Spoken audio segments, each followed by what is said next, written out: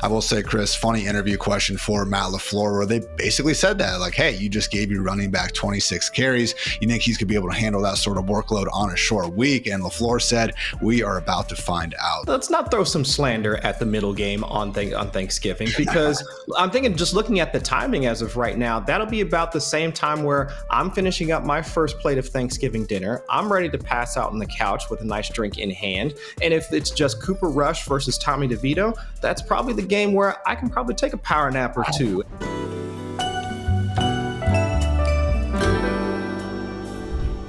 Hello and welcome to the Fantasy Life Show, Black Wednesday edition. I am your host, Ian Hartitz. It is a great day to be great. It's a great day to break down some of the biggest fantasy and even real life prop betting questions ahead of Thanksgiving Day. But I cannot accomplish this by myself, and accordingly, I am joined by the one, the only Chris Allen. Dwayne is, doing Dwayne stuff. What a freaking loser. But Chris, we got the boys here. Let's have a day, man. Of course, man. I don't bring the same hairstyle to the podcast as Dwayne does, so I know today is kind of lacking in that regard. But I'm going to bring the energy. I'm going to bring the stats. I'm going to bring the what we all need for fantasy purposes. So, man, let's go on and get into it so the folks can get to their turkey tomorrow. Amen to that, my man. And accordingly, we are going to be focusing a lot of this episode on these three Thanksgiving Day, games specifically. So 3 of them, Chris, don't forget, we get that, nightcap with the Packers and the Dolphins. But first, going to be going through some of the injuries ahead of Thursday, kicking things off with this Lions and Bears early afternoon contest, where this is a banged up Detroit Lions offense. Chris, we have David Montgomery dealing with a shoulder injury, Amon-Ra St. Brown with a knee. They've been limited in both practice sessions to start the week. Albeit Dan Campbell did say he feels good about them playing. But man, Chris, I don't have the numbers on it. I am not a doctor, as I try to remind everyone. I hate when we have physical running backs like David Montgomery actively playing with these shoulder, his is a shoulder, but rib issues, these sort of things I feel like can flare up at a moment's notice.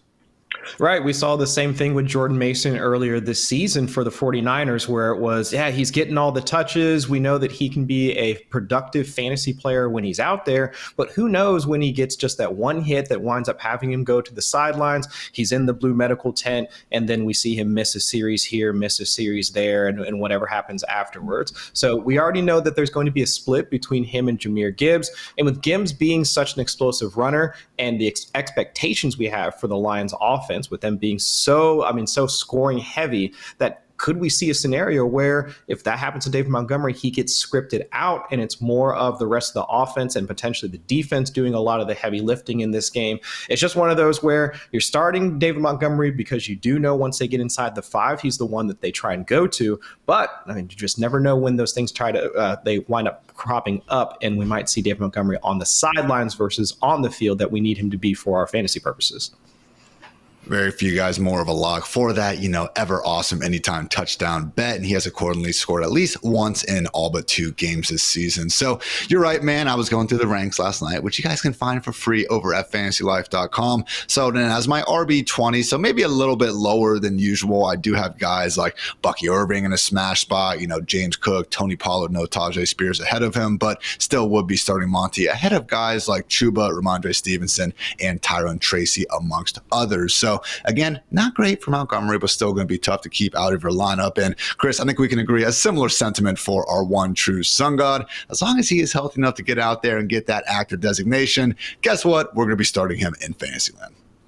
Yeah, and with David Montgomery, we can see a direct pivot from him to Jahmyr Gibbs, because we know Gibbs can be just as explosive. And actually looking at the receiving production between 2 running backs, they're actually fairly similar in terms of target share. But for the passing game, and for Amon-Ra St. Brown specifically, there really is no wide receiver 2, at least one that can produce in the same ways that ARSB has for Jared Goff so far on the season. ARSB, or the Sun God himself, he has the most targets on 3rd down, the most targets like when Goff is pressured, and of course the most red zone targets, the things that we want for fantasy purposes. And I think we talked either last week or the week beforehand, Amon-Ra St. Brown, he actually leads the team in contested target rate, 20 contested targets so far throughout this season. No other pass catcher on the Lions is even in double digits. So given where he's been used at so far throughout the year, how like strategic or how tactical he is for Goff as a passer, there really isn't anybody else that can do what he does. I mean, we know that qualitatively, but I'm just saying, looking at the data and how the rest of the pass catchers have been used so far, there isn't anybody that Goff can really turn to in this sense. So if he's not out there, man, I don't know how they're going to make it through Thanksgiving. But all signs point to him being available, though, for Thursday. Not the only Lions wide receiver banged up. We do also have Khalif Raymond dealing with a foot injury, not practicing twice. So again, we are recording this Wednesday morning, obviously, so we do not have the final designations just yet. But I am with Chris, expecting ARSB to be out there and playing. If not, it would seemingly be, a nice boost for Jameson Williams and Sam Laporta and Tim Patrick, as well as probably Allen Robinson will be filling out 3 wide receiver sets. Again, though, don't think we're going to have to worry about that. So hopefully our one true sun god gets a chance to get a new touchdown streak started. That 8-gamer snap last week. But it really is just hilarious watching Lions games, Chris. I mean, as a long-time, diehard Buckeye fan, screwed that team up north this week. I mean, you'll see Ohio State play teams like Bowling Green where it gets to a point, third quarter of a blowout, and like, all right, let's get our stars a touchdown here. They just start designing plays to almost like, all right, we can score however we want. Let's just, get Emeka Ibuka to score. He hasn't caught a pass today. The Lions do that in the NFL, man. Like, it doesn't even make sense how dominant the offense is. But hey, number 1 scoring group in the league. Clearly, they are making some good stuff happen. So otherwise, Bears very healthy. I think the only other injuries to monitor in that early game would be the health of the Lions secondary. Carlton Davis still looking quite iffy with that knee and thumb issue. He has not practiced this week. But good news, Lions fans should be getting Terrion Arnold back. He has been a full participant all week long. Let's move on to one of the worst games of the week, Chris. We got another Cowboys and Giants primetime affair. It's on Thanksgiving. It'll be fine, but it'll be a lot more fine, Chris, if our one true swag god, Drew Lock, is under center, which seems like a possibility given that Tommy DeVito popped up with the forearm issue on Tuesday's practice report. He was limited. Even got Brian Dable saying that he is not 100% to play Thursday. So personally, Chris, would you be overly adjusting expectations for this passing game if we do see the switch from DeVito to Mr. Lock? No, not particularly. And hey, let's not throw some slander at the middle game on Thanksgiving, because I'm thinking, just looking at the timing as of right now, that'll be about the same time where I'm finishing up my first plate of Thanksgiving dinner. I'm ready to pass out on the couch with a nice drink in hand. And if it's just Cooper Rush versus Tommy DeVito, that's probably the game where I can probably take a power nap or two and just miss out, and just, maybe pop up and be like, oh, CeeDee Lamb scored? Oh, okay, cool. All right, now I'm going to go back to sleep.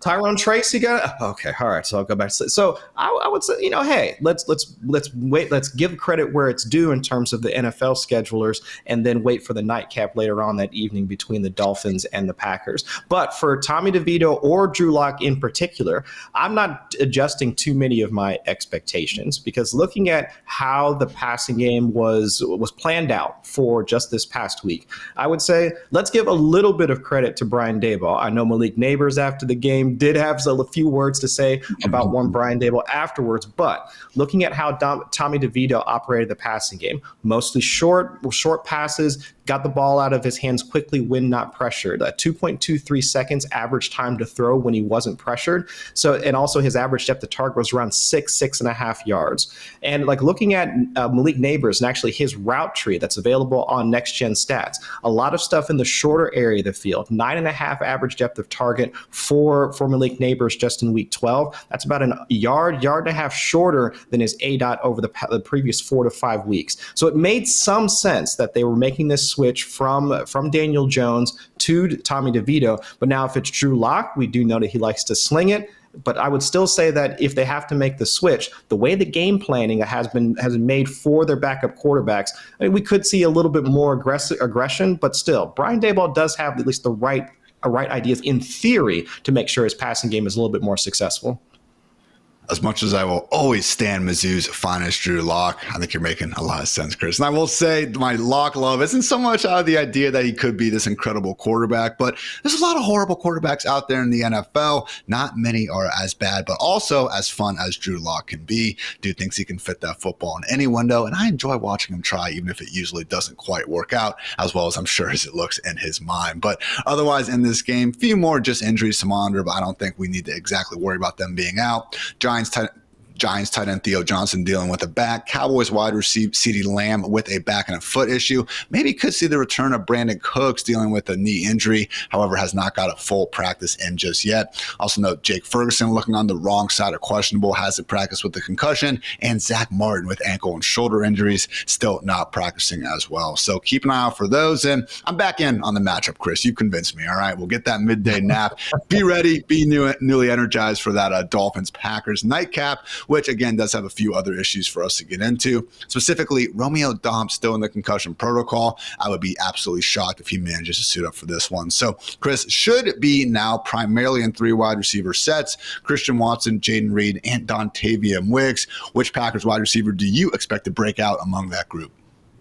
I would say Wicks probably has the better of the better matchup out of the 3 wide receivers. Looking at the wide receiver cornerback matchups, and that's actually the column that I write here for the site, my guess would be that Christian Watson plays more of the X receiver role that would have him facing one Jalen Ramsey, who still, even at this point in his career, Ramsey still has above an 80, like a grade of 80 or higher for PFF in terms of coverage grade, limiting outside or perimeter wide receivers so far this season. But the corner that plays opposite him. Now, it's been a mix of either, let's say, like Javon Holland, or even I think this is actually hilarious. I was looking at it. So they have a cornerback that's named Storm Duck.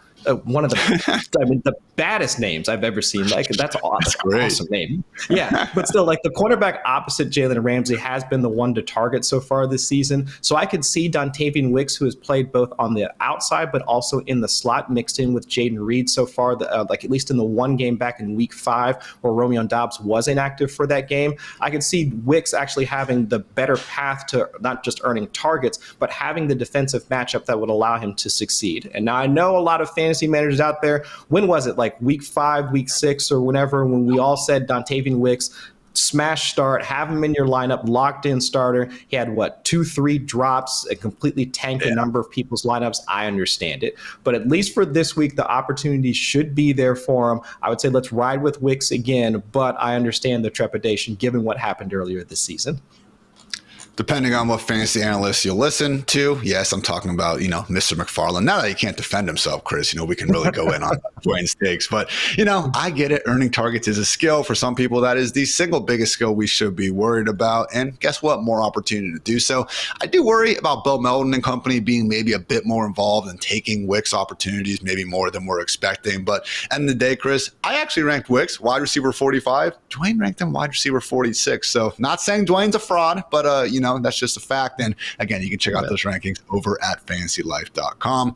Otherwise, check out Jair Alexander, still not practicing with the knee injury. Tyreek Hill should be fine dealing with wrist and personal problems. Didn't practice on Tuesday. No reason to believe his status is in jeopardy, though, for Thursday night. So that was our Turkey Day injury reports. A few other issues I want to quickly run through from Tuesday, though, guys.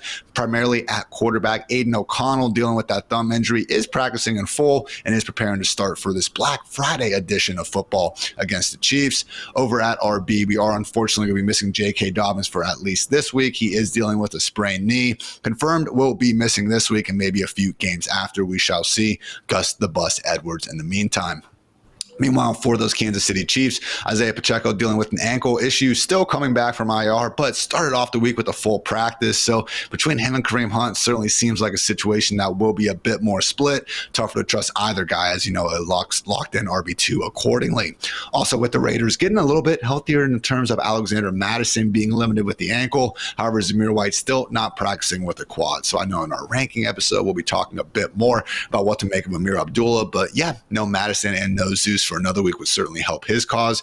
And also the Commanders, while dealing with injuries to Brian Robinson and Austin Eckler, are working out blasts from the past, James Robinson and Boston Scott. Hey, if the Commanders have another matchup against the Eagles coming up, Chris, could be a great spot. Giants, could be a great spot for Boston Scott.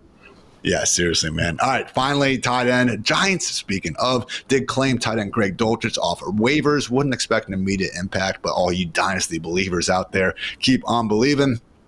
And finally, Rams tight end Tyler Higbee obviously had the late season torn ACL last year. Actually will practice this week with a knee injury. Unlikely to play week 13, but Rams offense continuing to get healthier down the stretch. So that was our injury report and rapid news breakdown, everyone. And now a quick word to our friends over at DraftKings. The days of waiting in lines at midnight to get the best Black Friday deals are over. Now all you have to do is check out our partners over at DraftKings Sportsbook, who have touchdowns on sale all weekend long. Now that is something to get excited about. Did you think that was it though? Because right now all new DraftKings customers who bet just $5 will get $150 in bonus bets if your bet wins. Just download the DraftKings Sportsbook app and sign up using my promo code FANTASYLIFE. The crown is yours. Again, guys, you can check out the DraftKings Sportsbook app all weekend long and stay up to date on all the touchdown offers available. And don't forget to stay in on the action and use your $150 in bonus bets on DraftKings same game parlays for a shot at an even bigger payout. Combine multiple bets together from the same game. If sports betting is not yet available in your state, don't worry. You can still join in on all the fun with DraftKings Daily Fantasy and have the shot to win cash prizes. Download the DraftKings Sportsbook app now. New customers use my promo code FANTASYLIFE and bet just $5 on any wager to get $150 in bonus bets if your bet wins. That's promo code FANTASYLIFE only at DraftKings Sportsbook.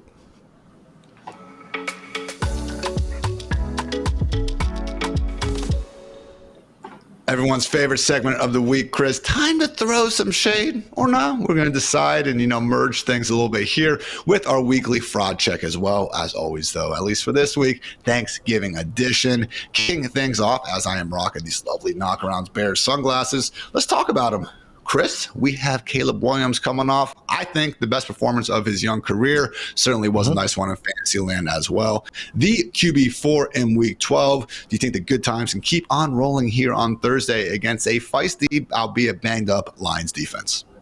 I think that you laid out the point towards Caleb Williams potentially being a fantasy star for week 13 in just that last portion there. The Detroit Lions right now without Carlton Davis, that their CB1, that at least gives some credence to the idea of Caleb Williams having a better game. I mean, look at how the Lions played just this past week against Anthony Richardson. I mean, you yourself, when we talked on Monday, like how many sheesh type moments that the Colts had. I mean, the number of drops it was in the end zone, the passes through the arms of Alec Pierce or even A.D. Mitchell. I mean, there were chances there for AR to actually get there as a passer. And so now having not just the lesser talent of the passing game for the Colts now coming in, but now you get Rome Odunze, Keenan Allen, DJ Moore, and Cole Kmet going up against this Lions secondary. With Caleb Williams playing well so far, I think it definitely lends itself to Williams actually being in the fantasy QB1 conversation for this upcoming week. Because look at how he's played over the past couple of weeks.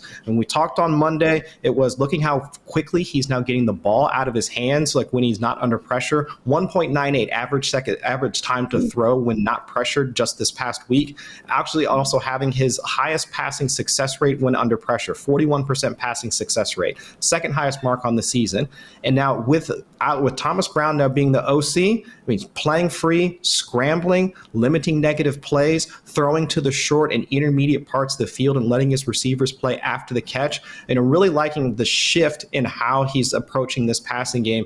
And with him actually using his checkdowns, I mean, Cole Kmet popping up for a 6-8 target game, actually and seeing Williams actually use his outlets and not just trying to force things downfield. It really is working out to the point where I wouldn't say he's a locked-in starter. I mean, I think right now he's more like the QB2 range. But in this matchup where we see it being the Lions pushing them from an offensive standpoint, they're going to need to pass.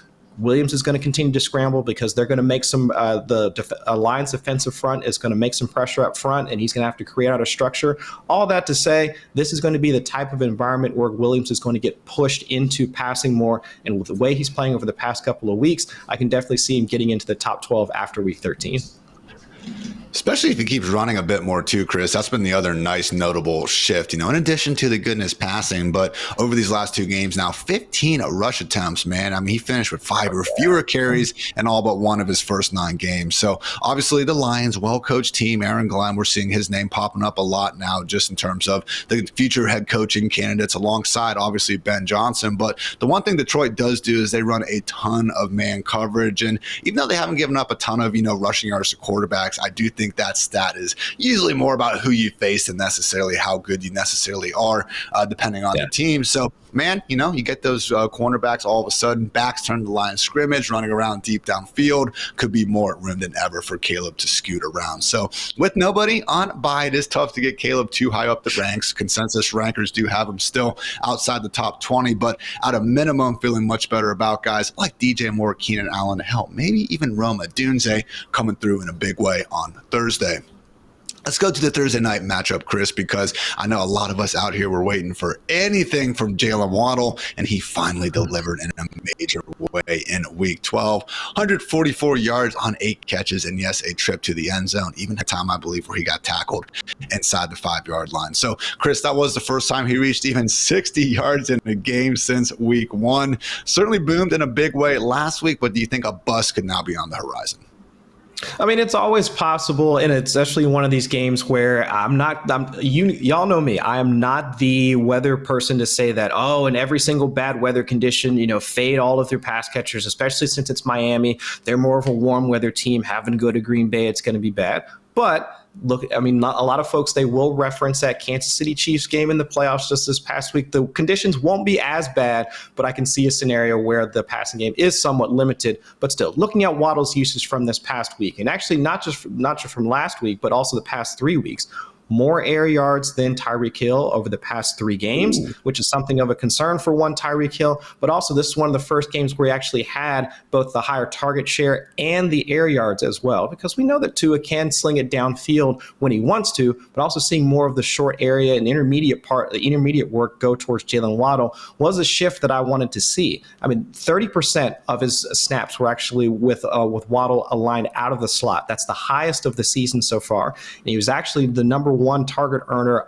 with targets out of the slot as well. So if this is kind of the shift we're seeing more of him getting some of those short area or like intermediate targets out of the slot where he is able to work after the catch, that touchdown he got was an 8-yard like in-breaking hitch route, and then he took it 15 yards the rest of the way into the end zone. Type of stuff that you might see Tyreek Hill or even Jonnu Smith used over the past 2 to 3 weeks.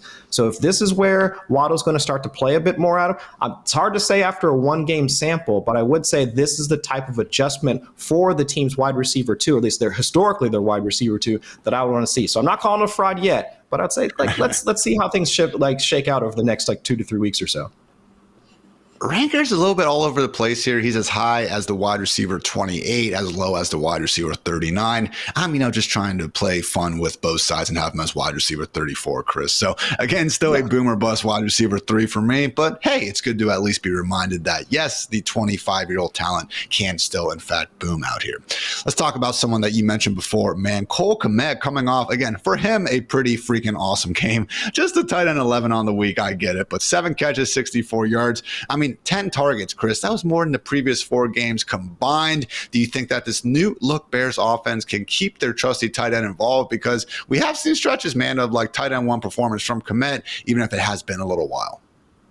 Right, and this is where the shift in how Caleb Williams is playing now benefits one tight end such as Cole Kmet. So when I was talking earlier about Williams' average time to throw and him getting the ball out quickly, it's interesting that Cole Kmet was one of the beneficiaries of his quarterback gripping and ripping it. 8 of his 10 targets just this past week came on throws with less than 2.5 seconds average time to throw. And now it's been a couple of weeks now where it's Keenan Allen, Cole Kmet. I mean, those are the guys where if he gets to his back step of his drop, sees some pressure coming in his face and he wants to flick it out there, it's been Keenan and Cole Kmet that he's been targeting the most. Past 2 weeks, Keenan 28.6% target share on quick game type throws, and then just this past week 22.4%. Cole Kmet popping up to around 20% as well in terms of the target share on those quick game concepts. And we know that Detroit Lions they do want to try and send as many players or generate as much pressure as possible. So in that type of game where we know that their secondary is going to be an issue, they might try and load up the box, send a few more guys Caleb Williams' way, and I can see another scenario where it does become a Cole Kmet type of game and he earns more of those targets that we need for fantasy production. Now, some of those targets did come because Caleb threw 47 passes. We had kind of a similar occurrence earlier this year in week 3 or week 4 where he had 50 plus passes. And yeah, now everyone all of a sudden can eat. But at a minimum, guys, we haven't seen these downward shifts in his usage with Gerald Everett popping up, especially since Shane Waldron, has been out of the picture. So 80% plus route rate in each of his last 4 games for Cole Kmet. And accordingly, I am willing to start him ahead of guys like Pat Freiermuth, Dalton Schultz, Mike Gesicki, and Hunter Henry. That said, still not cracking our consensus top 20. So hopefully you have a better option out there. So looks like, Chris, we were, throwing a little bit of shade here, calling these 3 guys not real life frauds, obviously, but not also exactly expecting them to repeat that top 12 goodness from week 12. That doesn't mean you out there listening to us right now can't go ahead and help yourself in the future by going to knockaround.com and checking out some of these lovely sunglasses, polarized lenses for less than $50. And again, can't overstate how nice the quality is, even at a low price. I, of course, am rocking their officially licensed NFL collection. Duh, Bears, gotta love that. Again, I always say this, but not overwhelming, just enough for people to know it, but you're also not in their face about it. You know what I'm saying? But Chris, you are also rocking a nice pair of shades. I guess you had to get some more after Mrs. Allen had to take, your previous pairs, but you are looking smooth as always, my friend. So again, knockaround.com. Oh, we got the double pairs up there now. Let's go. Great day to be great. Again, check out their high quality sunglasses, but just make sure you remember to use code LIFE for free shipping, whether you're going for the NFL collection or a more regular pair of sunglasses. Again, code LIFE for free shipping over at knockaround.com. Time for some mismatch propaganda. Chris, every single week I put together some combined stats looking at explosive plays, yards before contact per carry, pressure, net yards per pass attempt, and EPA. Basically, instead of always going, oh, okay, this offense ranks X in this stat and this defense ranks Y, I'm combining the same metrics to give us a one-way metric to, again, hopefully uncover some mismatches. So sticking with the theme of today's episode, we will be going through Thanksgiving matchups specifically. And accordingly, man, how can we not love this Lions passing game? Looking like they are poised to carve up this Bears defense, which has been good for most of the year. So again, this is more of a factor of the Lions just being that much better than everyone else when it comes to, exploiting just defenses and creating these explosive plays. But also, don't look now, Chris, Bears have allowed their season's 5 highest total yard totals in each of their last 5 weeks after the bye. So nice little instance here, I think, of a good defense, maybe starting to crack a little bit. Meanwhile, the Lions look poised to keep on rolling. Right. And looking at the last 3 to 4 games, let's look at the running backs that have actually gotten into the double digits against them from a fantasy standpoint. It's been Aaron Jones, it's been Josh Jacobs, and James Conner. At least for 2 of those 3, Aaron Jones and James Conner specifically, guys that can beat you on the ground, but also guys that are also used in the passing game. We know that Gibbs averaging around 3-ish targets per game. And of course, whenever he gets the ball in his hands out in space, he can break off a long run. Not last week, with the week beforehand, what was it? That quick slant, but wind up turning into a 30-yard gain, which he could have taken to the house if not for a shoestring tackle in the back end of the defensive secondary. He would have gone on for probably a 60-yard touchdown in that particular case. But I would say that those are the archetypes of running backs that have actually taken the Bears to the woodshed over the past month or so. So if Gibbs, let's see if he winds up with a bit more rushing production, or at least a few more opportunities with David Montgomery potentially banged up. And with Gibbs, he has had a double-digit explosive pass play rate of in double digits over the past 3 of his last 4 games. The man is ripping off either long runs or excelling in the passing game. And going up against this Bears defense, even if he gets, I would say, a few more touches compared to David Montgomery, hard-pressed to see going up against this Bears defensive front how he doesn't wind up carving up this Bears defense on Thanksgiving. Again, shout out to our YouTube subscribers. You can see these handy dandy matchup charts on your screen right now. Blue is good, red is bad. I understand green would be better for good, but you know what? That's not great for the colorblind folks out there. So we are trying to make life good for everyone involved. And yes, the Lions do in fact have the week's single highest combined explosive pass play rate, and their run rate, to Chris's point, is up there as well. So I do think it's a reasonable spot to go to Jameson Williams. I was surprised, Chris. He actually has 6 top 30 finishes in 9 games this year. Maybe hasn't been quite as boosted boom or bust as people have made it out to be, because guess what? When you're in a Lions offense, that's number 1 in scoring, number 2 in EPA per dropback, and number 3 in rushing EPA. Good things tend to happen to almost everyone involved. So yeah, man, looking good to have some Detroit Lions on your fantasy team, and maybe, just maybe, looking good to have some Tyrone Tracy as well, set up at one of the week's best matchups on the ground against a Cowboys run defense that has been a mix of mediocre and just straight up awful this season, man. 100 plus rushing yards allowed in 6 straight games, 140 plus in 5 of those 6 games. That said, Chris, we have seen this matchup unfold before, and that was when the Giants only ran for 26 yards somehow against this group. That said, that was with Devin Singletary under, as the main running back. Do you think Tyrone Tracy has what it takes to make this, a more eventful Thursday afternoon than maybe some people are giving it credit for? I think so. And I know there's some folks that might have some concerns about what the workload split is going to be between Tracy and Devin Singletary after Tracy wound up fumbling just this past week in a key spot against in their game just in week 12. But looking at his utilization, again, go ahead and check out the game logs available on fantasylife.com. If you get that tier 2 subscription, you can roll through and see how players are being used on a week-to-week basis. And Tyrone Tracy still wound up with 56% of the team's rushing attempts. It's not like he wound up losing out his job to Devin Singletary. And now, of course, Singletary was the one to get into the end zone, but Tyrone Tracy did get 50% of the touches from inside the 5. It's just that, Singletary was the one to wind up falling into the end zone afterwards. So I'm not as concerned about the workload split. And then for the Cowboys defense in particular, go back and look at how the Cowboys defended the run against the Commanders. Of course, Jaden Daniels got his scamper into the end zone, but even though that they were able to limit the Commanders' running backs to around 70 yards or so combined between Jeremy McNichols, Brian Robinson Jr., and of course Austin Eckler. Both McNichols and Brian Robinson posted rushing success rates over 60%.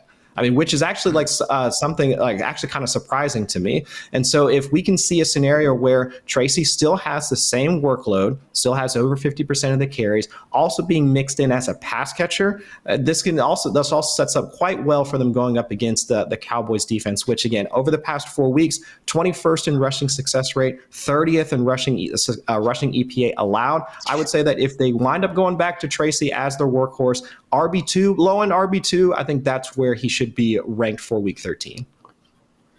It's obviously a getting healthier Cowboys defense with Deron Bland, Micah Parsons back in the picture, and that's great for their ability to shut down DeVito or Drew Lock or whoever it's going to be. But yeah, even when they've been healthy over the years, guys, still been quite the group to target, again, with our running backs in Fantasyland. So 4th best overall mismatch of the week in terms of combined rushing yards before contact. Just please, Tracy, hold on to that football, because 3 fumbles in your last 2 games and a drop that turned into an interception. You are really testing Brian Dable at this point. Let's talk about another Giant, Chris. Is Malik Neighbors about to nap the afternoon away, because it is looking like a tough matchup? Again, Cowboys have been playing a little bit better on pass defense, but more than anything, it's more about the ineptitude of the New York Giants offense, because, man, just haven't been able to create too many explosive pass plays all season long. Yeah, and did you see the stat from Rich Rebar about the amount of yardage that the Cowboys have allowed from one side or the other, which I thought was kind of interesting? It's funky that we have to pay attention to this type of stuff, but it does bear some relevance to the conversation here. So this was actually going into the Week 12 matchup. Dallas has allowed a 70.2% catch rate to left wide receivers, but for right wide receivers, it's been down to about 28.5 receiving yards per game. That's second in the NFL. They've allowed. Actually reverse that. Yeah. But still, it was kind of like a litmus test for if Cliff Kingsbury could get Terry McLaurin from the left side over to the other side, and he wound up failing that test anyway. But still, for Malik Neighbors, he's played on both sides of the field so far. Again, credit where it's due. Daboll has actually used his game plan and actually worked the passing game around Neighbors' strengths, moving him from one side to the other. Looking at PFF and how he's been deployed so far, 197 of Malik Neighbors' snaps out wide have been on the left side, 226 on the right. So I don't think we have too many concerns about how often he's going to see Trayvon Diggs versus the remaining cornerbacks for the Cowboys. But I would say let's at least lean on the volume. Let's have less concerns about if it's going to be Tommy DeVito. We want Drew Lock to be out there, but I would say over the past 4 weeks, 12 targets, 10 targets, 10 targets, 9 targets just this past Sunday. I would say that if we're going to wind up we're rostering Neighbors for the volume that he gets in that offense, and if he's still going to be around a 25%, 30% target share like for the Giants, he still has to be at least in the like low end wide receiver 1 conversation, if not high end wide receiver 2.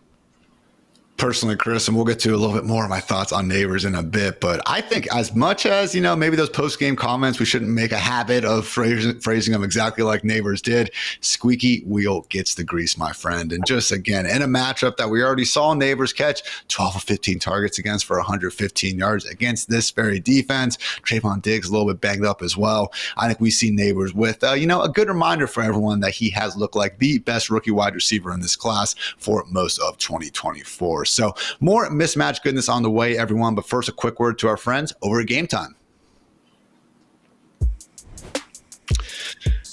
Chris, we both know there's nothing like being at a game in person. And accordingly, man, I've had some really fun experiences over the years. Specifically, though, in the spirit of this week, nothing was better than going all the way up to Ann Arbor. Wasn't that far from me, probably like a 4-hour drive. And seeing the Buckeyes take it down at Michigan, despite being underdogs in Harbaugh's first game there. Awesome time. And man, if you want to try to replicate that, which honestly, I am looking to maybe do this Saturday, because please, for the love of God, Buckeyes, we cannot take another L to that team up north. But I will be using Game Time as my go-to source for finding amazing tickets, but not just for sports, also for concerts and shows too. I was actually scrolling through the Game Time app the other day and came across this new feature called Game Time Picks, and it is a total game changer. Game Time Picks curates your experience, showing you the best deals on great seats. And again, it makes this so easy. It is a no-brainer, people. Seriously, Game Time takes all the guesswork out of buying tickets, and you can download the Game Time app, create an account, and get this. Use code LIFE, that's LIFE, for $20 off your first purchase. Terms do apply, but again, it's as easy as creating an account, redeem code LIFE, LIFE, for $20 off. Download that Game Time app today, because what time is it? It's game time. Takes me back to middle school football, Chris. I'm going to be in the huddle. What time is it? Game time. And guess what? Game time for this Packers offense as well.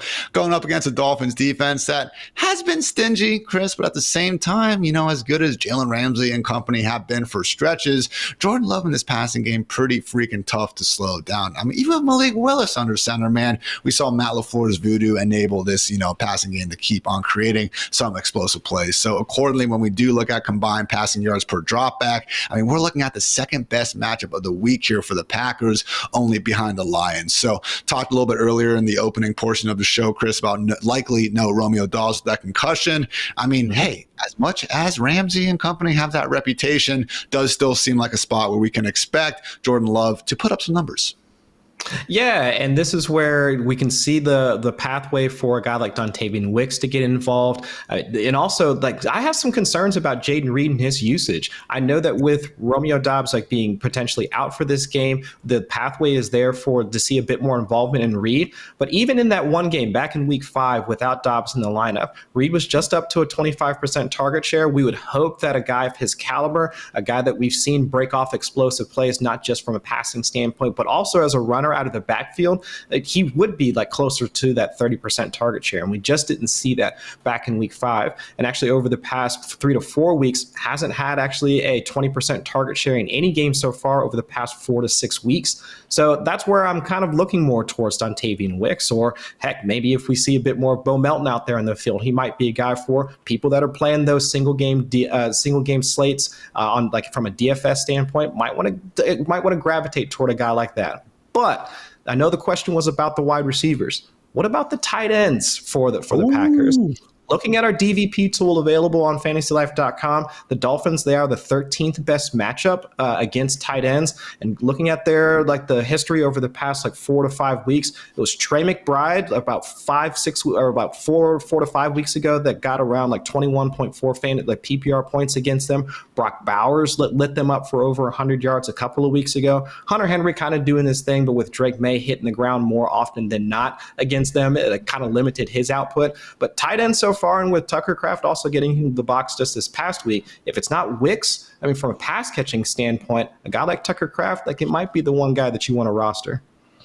It's a great point, and accordingly really bears out when you do look at the fantasy points per game allowed from Miami. Second best defense against quarterbacks and wide receivers, however, bottom 12 against tight ends. So Kraft, as he has proven all year long, doesn't exactly need a ton of opportunities to make some big plays. Third highest yards after the catch above expectation per next-gen stats on the season. So again, though, it really just comes down to trusting this Green Bay passing game more than anything else. I do, live by the adage that good offense beats good defense, and the Packers this year trail only the 49ers, Ravens, and Bills in terms of EPA per dropback. So get your popcorn ready for that one. However, Chris, maybe we should be, just hindering expectations a little bit for one, Josh Jacobs, dealing with the week's single toughest matchup in terms of yards before contact per carry. So going to need to probably make the most out of his opportunities, maybe put the team on his back like a prime Greg Jennings out there, albeit, Chris, maybe he's the guy to do just that because he is number 2 on the season behind only Bucky Irving in yards after contact per carry, and also has the 8th highest rate of missed tackles forced per rush. So again, might not be, the 6-7 yards per carry performance that we would like to see, but when you do have Jacobs' own personal ability combined with the expected volume, still a tough guy to drop too far down the ranks. No, we can't. Just how often he's been used so far in the last 2 games since the Packers came out of their bye. 78% of the team's rushing attempts in week 11, 61% just this past week, 26 touches on Sunday. Matt LaFleur, for as much of a genius, one of the top play callers in the league, offensive game planner, whatever, whatever superlative you want to throw at Matt LaFleur, but just knowing the fact that they had to have this quick turnaround. They will be at home, so I get that. But knowing they would have this quick turnaround, throwing Josh Jacobs out there 26 times, your RB1, the guy that's been, putting up just this high-end production so far this season, giving him those touches, knowing that they would have to play on Thursday, man, I don't know about that one. I don't know. I don't know about that game plan. But I will say, though, Chris Brooks or Emmanuel Wilson, both guys, bigger backs. I think Emmanuel Wilson, 226 pounds, somewhere in there. Chris Brooks, a little over 230. So either could play the Josh Jacobs part if they needed to.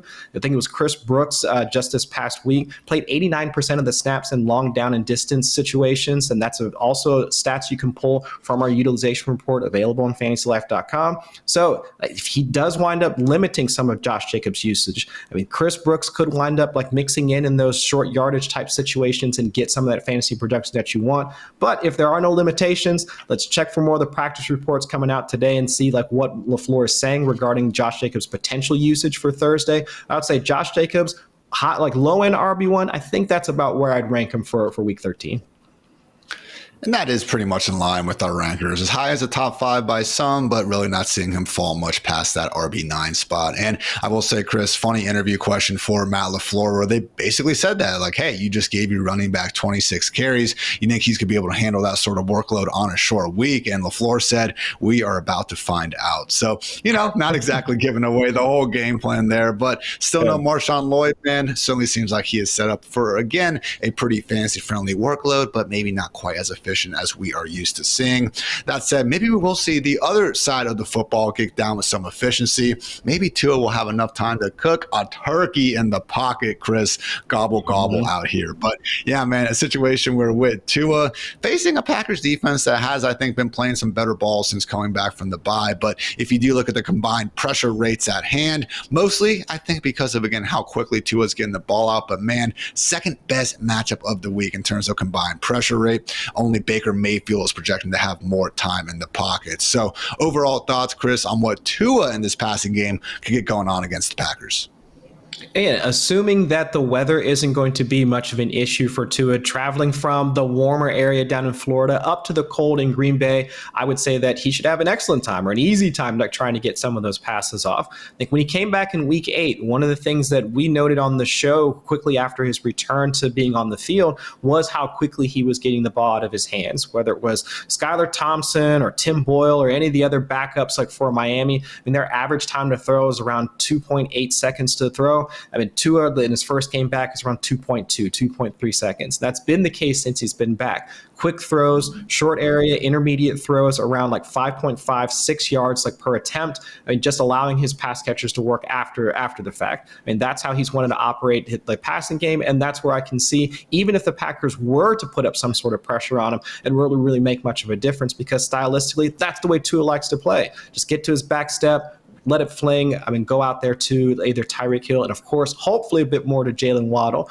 But for the Packers specifically, over the past 4 games, I mean, outside of playing against Brandon Allen, which we knew without Trent Williams on the field, it was going to be a tough out for the 49ers. Yeah. Going up against Caleb Williams, I mean, 28.2% pressure rate. That's below his season average. Goff, below his season average. Even against Trevor Lawrence, I mean, they've had around like a 28% pressure rate, which is around his season average so far for pressure rate. Over the past month or so, Packers have at least forced fewer pressures than most opposing quarterbacks have seen like throughout most of their season. So with the way Tua has been playing so far, and of course having those pass catchers that can just blaze down the field after they get the ball in their hands, I can see an easy scenario where, again, hopefully the weather doesn't impact it at all, but Tua should be able to work pretty well against this Packers defensive front.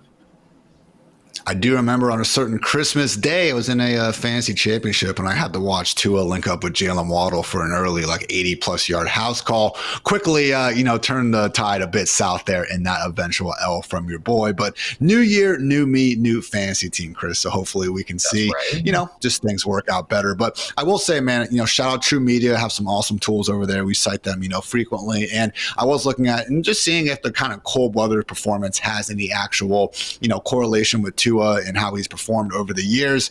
And it's just a very small sample. That was the biggest takeaway I pretty much had. I mean, he's only had 77 dropbacks in essentially 2 games, the Chiefs matchup and then a late season day with the Bills, where it has been 32 degrees or colder at kickoff. And they've been bad, 53% completion rate, 6.3 yards per attempt. I mean, those are far cries, 15% off his usual completion rate, more than 2 yards off his usual yards per attempt. But again, only 77 dropbacks. So if we do go 50 degrees or colder, which I understand difference between 30 and 50, but still larger sample size, we do see him get up to 7.5 yards per attempt. Still not a great passer rating and stuff, but I know, Chris, you've done so much research with weather over the years. Do you think there is anything to the idea that Tua is just a significantly worse quarterback when it's cold out? He's got some, big hands out there. Pause. But I think that would help him kind of hold on to the ball a little bit better. We're not expecting precipitation or too much wind. No, the things that I've noted in the past, or at least I've looked at in the past, is potentially grip strength being an issue for passers. And you noted like the big hands for him. So I wouldn't say that should be an issue. Actually, one of the studies that I pulled up, and this is I was working with Edwin Porras, who's one of the better Twitter docs out there. Right. We actually looked at a study showing grip strength, and this is for actually construction workers once they have to work out in the cold, and how that does wind up affecting their grip strength on their tooling and whatnot. So that is a potential factor, but that's for extreme cold, like when it's like 10 degrees or lesser than that. And so if we're not seeing that type of conditions for this upcoming game on Thursday, I don't really have too many concerns, because I would say that, especially in that game against the Chiefs had one of the better defensive secondaries in the league in that particular game. So why would we expect him to continue throwing those bombs down the field and continue to connect in that game? It was already going to be a bad defensive matchup for the Dolphins going up against the Chiefs in that playoff game. So I would say that is one of those more confounding factors where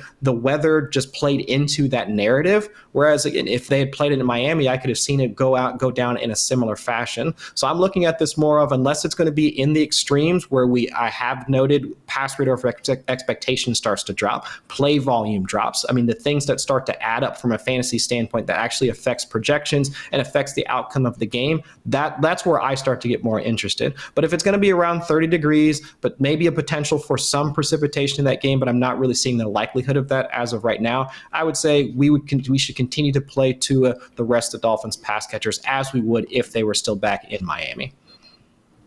looks like sub 10% chance of precipitation, and the wind's going to be under 10 miles per hour during the game. So will be some freezing temperatures, feel like temperatures around 20 per Roto Grinders Kevin Roth. But yeah, it doesn't seem too overly concerning. Hopefully the greatest show on surf is just fine in Lambeau, because they've been just fine recently, Chris.